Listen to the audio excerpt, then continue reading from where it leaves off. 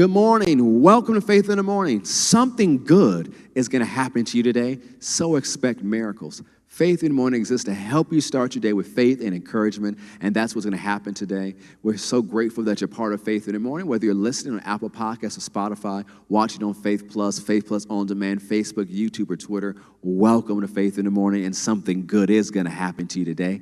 Go with me to James chapter 5. James chapter 5, we're going to start with verse 16. I'm going to read it to you in two different translations. The latter part of the verse in the New Living Translation says, "The earnest prayer of a righteous person has great power and produces wonderful results." The Amplified Classic Edition says it this way: "The earnest, heartfelt, continued prayer of a righteous man makes tremendous power available, dynamic in its working." As you've heard us share throughout the month on Wednesdays and on Sundays, we talk about prayer, the field for the supernatural life, the superhuman life. You've heard us share, and you hear us share again, that a life of prayer, a life of, as it says here, earnest, heartfelt, continued prayer, produces wonderful results and causes supernatural power to be made available.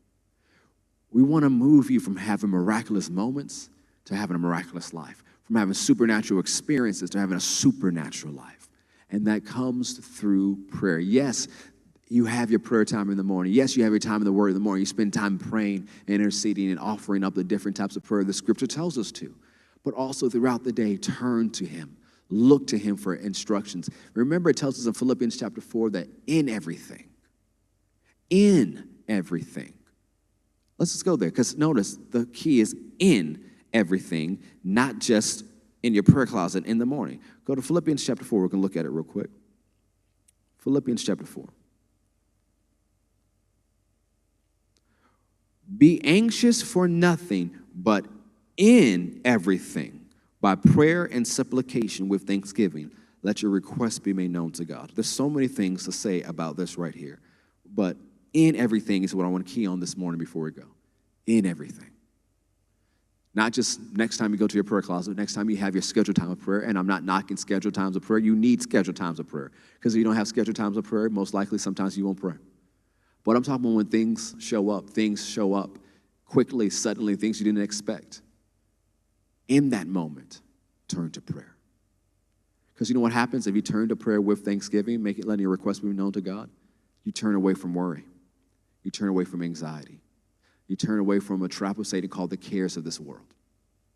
In everything. Not later that day, but in that moment, turn to prayer.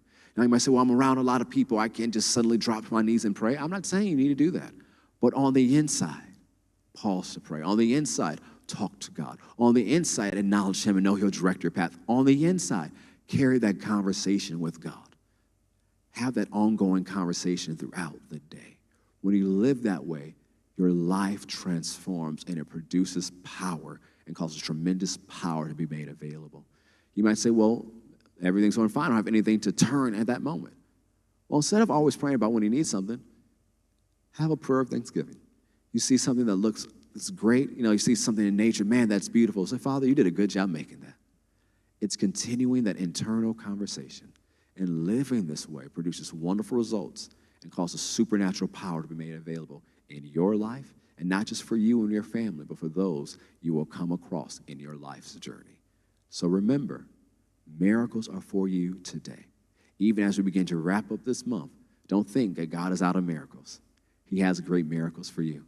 And if you had a miracle testimony that you haven't shared with us already, I encourage you to go to our website at fccga.com and submit your miracle testimony. We'd love to hear about it and rejoice with you over the miracles that have happened. But God has more for you. So keep being a person of prayer. I believe in miracles because I believe in God. And something good is going to happen to you today.